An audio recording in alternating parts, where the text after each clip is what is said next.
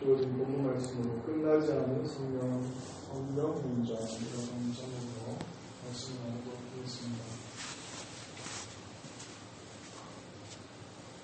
오늘이 마지막은 아니고요. 다음 주가 마지막 되겠습니다.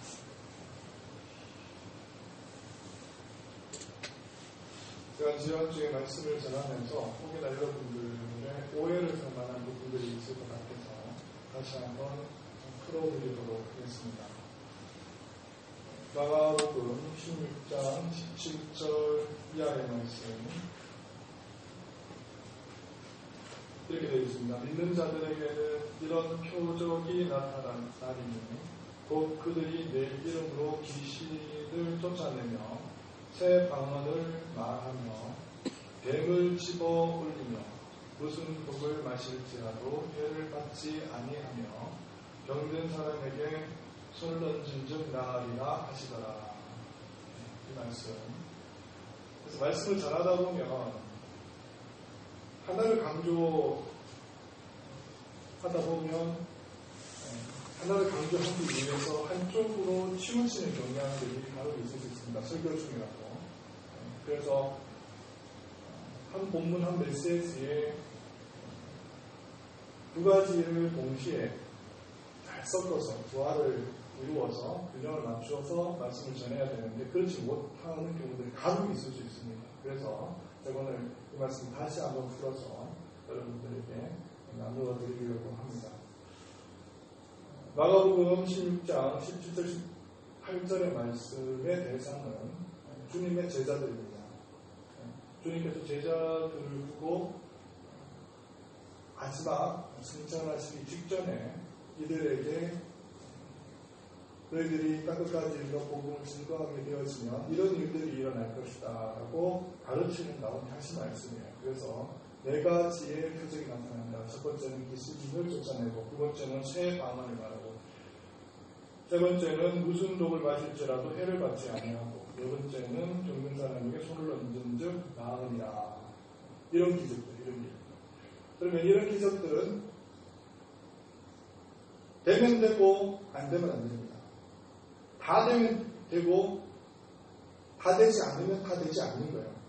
그 중에 예를 들어서 1번과 3번은 되고 2번과 4번은 되지 않고 1번과 4번은 되고 1번과 2번은 되고 3번과 4번은 되지 않고 이런 일들은 일어나지 않는다는 겁니다. 그래서 같은 사람 같은 시대에 1번부터 4번이 동시에 일어나면 다 일어나고 그리고 다음 시대에 만약에 일어나지 않는다면 다 일어나지 않게끔 되어 있어요. 그래서 손을 얹어서 병든 자에게 신의 역사가 나타나고 기적이 나타나고 이런 일들과 그리고 뱀의 독을 먹었음에도 불구하고 상해를 입지 않는 이런 일들이 동시에 일어나지 하나는 일어나고 하나는 일어나지 않고 이런 일들은 일어나지 않습니다. 귀신을 쫓아내면 귀신을 쫓아나가는 것이고 또 독을 먹으면 상해를 해를 받지 않는 것이 동시에 일어나는 것이지 무엇은 일어나고 또 다른 것은 일어나지 않는 그런 법이 없다는 거예요. 그래서 이러한 역사들은 한때 특별히 주의 성경과 주의 말씀을 확증하고 보증하는 일에 있어서 사도의 역할이 너무나 귀했기 때문에 이런 표적들이 일어났었을 때가 있었다는 거죠. 일어났던 때가 있었다는 것이죠. 자, 그 이후에는 일어나지 않았습니다. 그래서 그 기점을 대략 AD 한 100년경으로 보는데 그 이후에는 이런 역사들이 거의 일어나지 않았다고 하는 것이 역사의 교회사의 증명입니다. 그래서 요즘 뭐 귀신을 쫓아낸다 이런 일들이 일어나는데 여러분 귀신 내고 또 죽기 사역이라고 이렇게 얘기하죠. 나간 것처럼 보이지만 어느새 여러분 한번 자세히 그 사람을 일곱시키고 따라다녀 보십시오. 쫓아다녀 보십시오. 귀신이 들어와 있습니다. 귀신이 나간 게 아니에요. 귀신이 나간 역사가 이 시대 가운데는 일어나지 않습니다. 병들이 낫기도 하는데 그 병들이 낫는 역사들을 보면 예수님께서 안전뱅이를 순간적으로 동시적으로 일으키셨던 그런 역사들이 어느 날에 일어나는가? 일어나지 않습니다. 일어나지 않습니다. 사도들이 죽은 자를 일으키고 그들을 살렸던 일들, 귀신을 쫓아냈던 그런 일들이 오늘날도 일어나지 않아요. 일어나지 않습니다. 여러분 잘 기억하셔야 됩니다. 그런데 다만 이런 일들로 인해서 성령의 능력을 제한해서는 되지 않는다는 거예요. 제가 지난주에는 여기까지만 얘기하고 다음 얘기는 안 했어요. 그래서 여러분들이 오해를 살 수 있어서 다시 말씀드리지만 성령의 능력을 제한해서는 안 됩니다. 그런 일들이 이 시대에도 일어나지 않을 것이라고 생각하고 모든 하나님의 능력들을 중단하고 차단하는 일은 우리는 해서 안 됩니다. 그것 또한 우리의 교만이고 아집이고 자고함일 수 있습니다. 그래서 이 시대에는 능력으로 나타나지 않고 직분적으로 나타나지 않지만 하나님 우리가 간절히 감동하고 기도하는 가운데 은혜적으로 나타날 수 있습니다. 은혜적으로. 그래서 지금 이럴 때면 제3세대 지역 가운데 선교사님 들어가셔서 오지의 복음을 전할 때 우리가 상상치도 못했던 일들이 일어나는 이유가 여기 있습니다.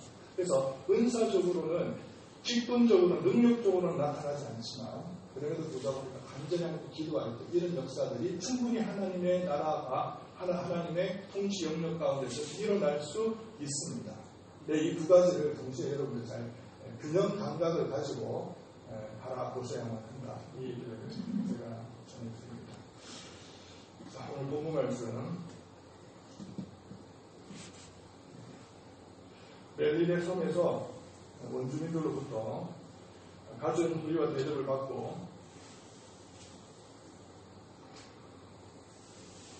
3개월이라는 겨울 나기를 하고 이제 그들이 봄을 맞이하게 됩니다.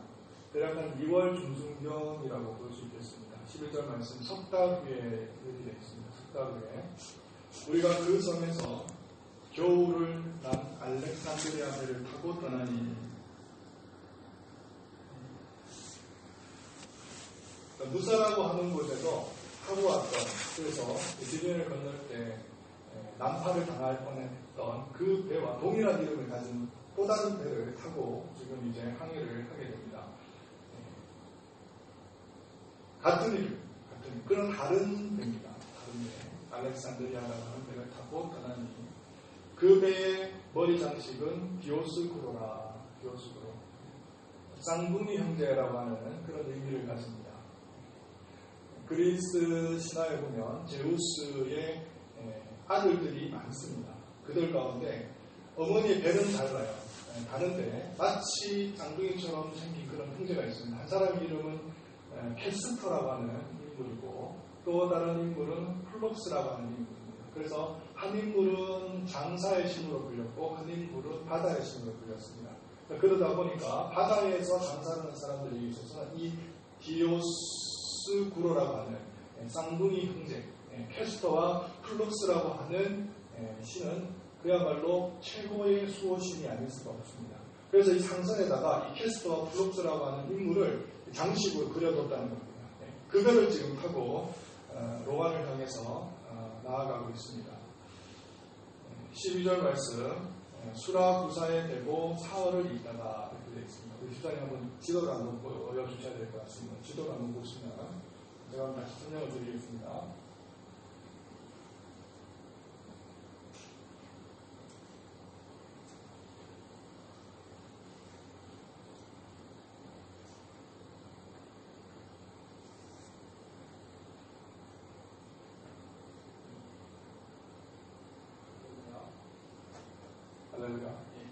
지도를 한번 보시면 여기가 멜리데잖아요. 여기 멜리데 3개월 동안 머물렀던 곳입니다. 그런데 이제 시실리 섬에 수라구로를 향해서 달려갑니다.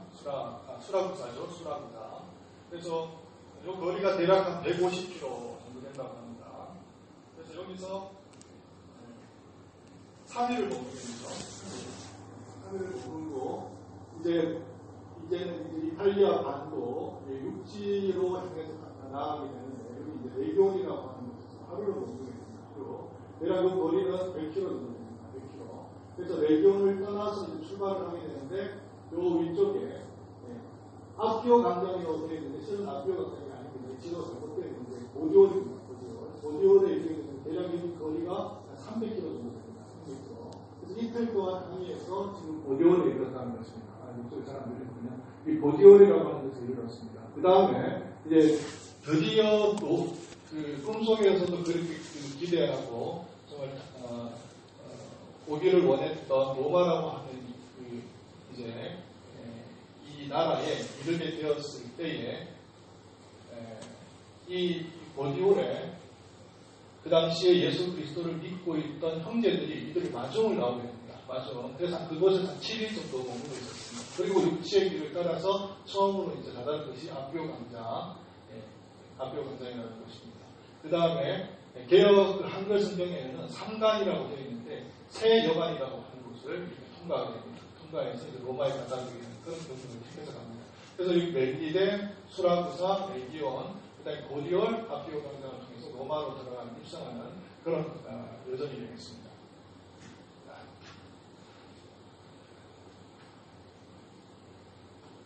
여러분, 대략적으로 이런 길을 택해서 바울이 로마를 향해서 입성했다 이렇게 여러분들이 보시면 되겠습니다. 계속해서 말씀을 이어가겠습니다. 14절 말씀, 보디올이라고 하는 곳에 이르렀습니다. 14절 말씀, 거기서 형제들을 만나, 그들의 청함을 받아 이레를 함께 머무니라. 이레를 머물렀습니다. 7일 동안 함께 머물렀습니다. 그래서 우리는 이와 같이 로마로 가니라. 꿈에 그리던 로마의 발을 디디는 순간입니다. 15절 말씀 보니까 이렇게 되어 있습니다. 그곳 형제들이 우리의 소식을 듣고 아비오 강장과 크레이스 타베르네, 전전에 말씀드렸던 삼관, 새 여관이라고 하는 곳인데, 로마를 드나드는 여행객들은 대부분 이 삼관이 번역이 참 어떻게 해야 될지 모르겠습니다. 새 여관이에요. 새 여관. 새 여관에서 머물렀다가 배를 타고 바다로 나가든지 아니면 육지로 들어가든지 했던 곳입니다. 숙박지입니다. 숙박지. 그래서 이곳까지 이르러 이제 마중 나오는 사람들, 영접하는 사람들이 있었다 이런 이야기입니다. 여기서 아비오 강장이라고 하는 곳은 여러분들 커바니스 영화를 보셨으면 여러분들 다 기억을 하실 텐데 굉장히 큰 광장입니다. 그곳에서는 이제 전쟁을 치러 가는 군사들이 출정식을 한다든지 아니면 전쟁에 승리하고 돌아온 그 군인들을 마중하는, 그래서 개선 행진을 벌이는 그런 넓은 공터였습니다. 그래서 이 길을 통해서 이제 로마로 향하게 되는데 그 도로가 너무나 이제 고든 도로, 넓은 도로였기 때문에 그 유명한 모든 도로는 로마로 향한다고 하는 그 말이 여기서 유래되었다고 합니다. 그래서 이 유명한 말을 낳게 되었던, 탄생케 되었던 바로 그 장소입니다. 그래서 아비오 강장을 통해서 이제 들어가게 됩니다. 이 말씀을 우리가 상고하면서 특별히 우리가 눈여겨볼 말씀은 이것입니다. 15절 말씀에 마즈로온이라고 하는 것입니다. 마즈로온. 그래서 이 마즈로온이라고 할 때에 헬라어 원어는 아펜테신이라고 하는 단어를 쓰고 있는데, 이 아펜테신이라고 하는 단어는 왕이나 대사나 개선 장군을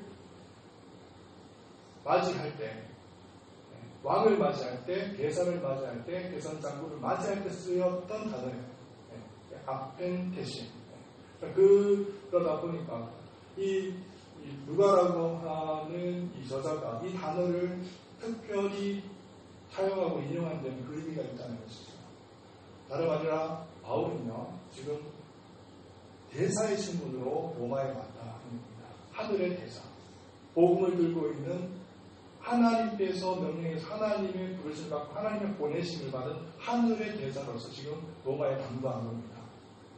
자, 그런 의미를 담고 있습니다. 그래서 이제 제국의 신장부죠. 세상의 중심이다. 이 로마에다가 복음의 비수를 뽑기 위해서, 이 칼을 뽑기 위해서 그러한 모습으로 이 로마에 입성하는 모습을 그려내기 위해서 아펜테신이라고 하는 단어를 특별히 썼다고 하는 것입니다. 그래서 맞으러 나오는, 대사를 맞으러 나오는 그런 인상을 우리가 강하게 받을 수가 있습니다. 15절 말씀. 자, 맞으러 오니 바울이 어떻게 그들을 대하는지 보겠습니다. 바울이 그들을 보고 하나님께 감사하고 담대한 마음을 얻으니라. 바울이 그들을 보고 하나님께 감사하고 담대한 마음을 얻으니라. 그야말로 감격하지 않을 수가 없습니다. 울컥하지 않을 수가 없어요. 기뻐하지 않을 수 없습니다. 그 마음과 더불어서 담대하게 되었다. 용기를 얻었다. 그렇게 되어 있습니다. 자, 오늘 이 말씀을 가지고 짧은 본문 말씀이지만 우리 한번 몇 가지 아닙니다. 하나도 아니라도 제대로 교훈을 얻기를 원합니다. 자, 그러면 우리가 한번 살펴보도록 하겠습니다. 바울에게 있어서 로마는 무엇이었는가? 바울에게 있어서 로마는 다름 아니라 세상의 중심이었고 그리고 로마 제국의 심장부였습니다. 그러다 보니까 이 로마로 가고 싶어 했던 그 마음이 로마서 1장에도 16장에도 잘 기록되어 있는데 너무나 간절했던 것이죠. 꿈에 그리던 곳이 바로 로마였습니다. 바울 선교의 특징이라고 하는 것은 거점 지역을 확보하는 선교였습니다. 이럴 때면 수리아라고 하는 지역에서는 안디옥, 그리고 아시아라고 하는 지역에서는 에베소, 마게도니아라고 하는 지역에서는 데살로니가, 그리고 그리스라고 하는 지역에서는 고린도를 거점으로 삼아서 그 센터를 중심으로 주변에 있는 지역들을 복음화하는 그런 방식을 취했습니다. 이 거점 지역의 선교 방식이 이 고스란히 이제 로마로 이어지게 되는데, 그는 각 지역의 중심 센터가 아니라 이제는 세상의 중심 센터로 나아가기를 원했던 것입니다. 마치 물이 산꼭대기에 떨어지면 자연스럽게 그 물을 타고 산통성이를 타고 물이 흘러내려오듯이 이 원리를 우리가 적용해 볼 수 있는데, 복음이 로마에 떨어지게 되면 당연히 전 세계적으로 효과적으로 더 빨리 전파될 것을 여기는 알고 있었기 때문에 로마로 가기를 원했던 겁니다. 그래서 로마에 이르게 되었는데, 바울의 전략은 결국은 성공하게 됩니다. 313년 콘스탄틴 대제에 의해서 기독교가 공인화되어짐으로 말미암아 이제는 로마라고 하는 나라가 기독교 국가가 됩니다. 바울이 로마에 이른 지 당도한 지 불과 250년 만에 로마라고 하는 나라가 기독교를 국가의 종교로 공인하는 그런 역사가 벌어지게 되었다고 하는 것입니다. 로마를 왜 가고 싶어 했고 사모했는가? 그것은 다름 아니라 그곳에 당도하게 되면 복음이 자연스럽게 전 세계적으로 흘러갈 것을 그가 알고 있었기 때문입니다.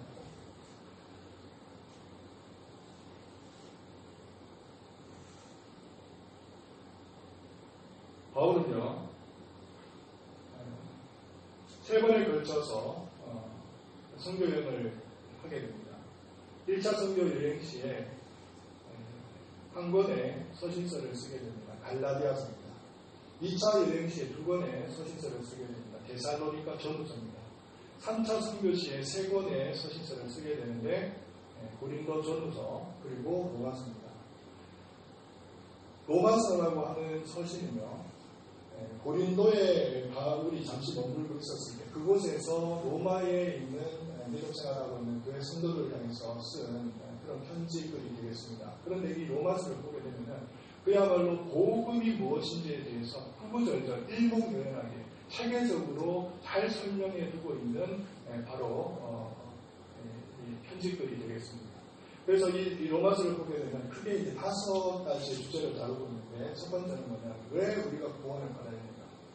두 번째는 우리가 어떻게 구원을 받을 수 있는가? 세 번째로는 유대인의 구원과 이방인의 구원이 어떤 관계를 갖고 있는가? 네 번째로는 한 번 받은 구원 영원히 우리가 유지할 수 있는가?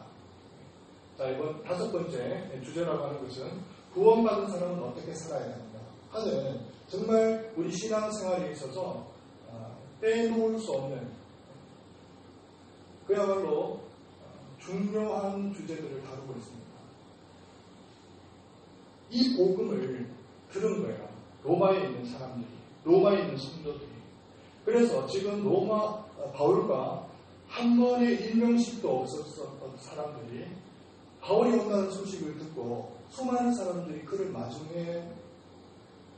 위해서 나오는 겁니다. 영접하기 위해서 나오는 겁니다. 여러분 성경을 보시기 바랍니다.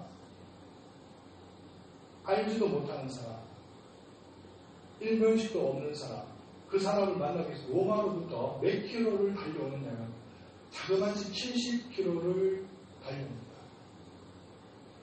세 곳에서 만났습니다. 첫 번째는 어디에서 만나냐면 오디올에서 만났고요. 두 번째는 어디서 만났냐면 앞비오 강당에서 만났습니다. 세 번째는 어디냐면 세여관이라고 하는 곳에서 만났습니다. 성도님들이 바울이 온다는 소식을 듣고 그야말로 정말 보내하고 기대하던 사람 아닙니까? 그 한 번 얼굴이라도 정말 만나고 싶다 했던 그 위인 중의 위인입니다. 영적인 거인 중의 거인인데 그 사람, 나의 스승이에요. 나의 스승. 그 사람을 만나기 위해서 먼 거리를 마다하지 않고 수많은 성도들이 그를 영접하면서 달려왔다는 그럴 때의 바울의 반응입니다. 하나님께 감사하고 담대하게 되었더라 하는 것입니다.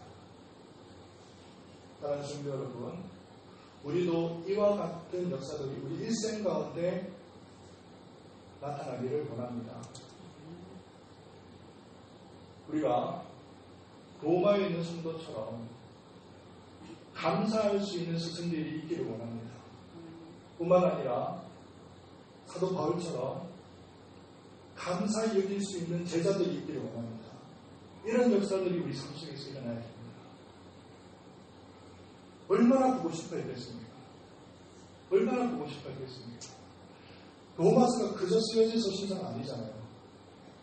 정말 고혈을 따는 듯한 그런 아픔을 느껴가면서 밤낮주야로 그들을 생각하고 연구하면서 그들의 마음을 품고서 기도하면서 썼던 성경책이 바로 로마서입니다. 그 로마서가 그야말로 복음 중에 복음이고 성경 중에 성경이라고 일컬어지만 복음의 진수가 담겨있는 이 서신서인데 이 서신서를 어느 지역에, 어느 성도, 어느 교회에게 전달했느냐면 바로 로마에 있는 성도들에게 교회에게 전달했다는 겁니다. 그가 죽음의 위협을 당하고 바다 위협을 당하고 폭풍 위협을 당하면서도 멜리데에 이르렀을 때 그곳에서 3개월을 머물면서 또다시 로마로 입성할 것을 기대하고 소망하고 있을 때 그는 누구를 바라보고 있었을까요? 누구를 그리고 있었을까요? 누구를 정말 소망하고 있었을까요? 다름 아니라 로마에 있는 바로 그 교인들, 그 성도들을 그리고 있었던 것이고 영원하고 있었던 것이고 바라고 있었던 소망하고 있었던 것입니다. 사랑하는 성도 여러분, 이 땅 가운데 우리가 살아가는 동안은 정말 이런 영적인 제자들을 길러낼 수 있는 모든 성도님들 되시기를 바랍니다.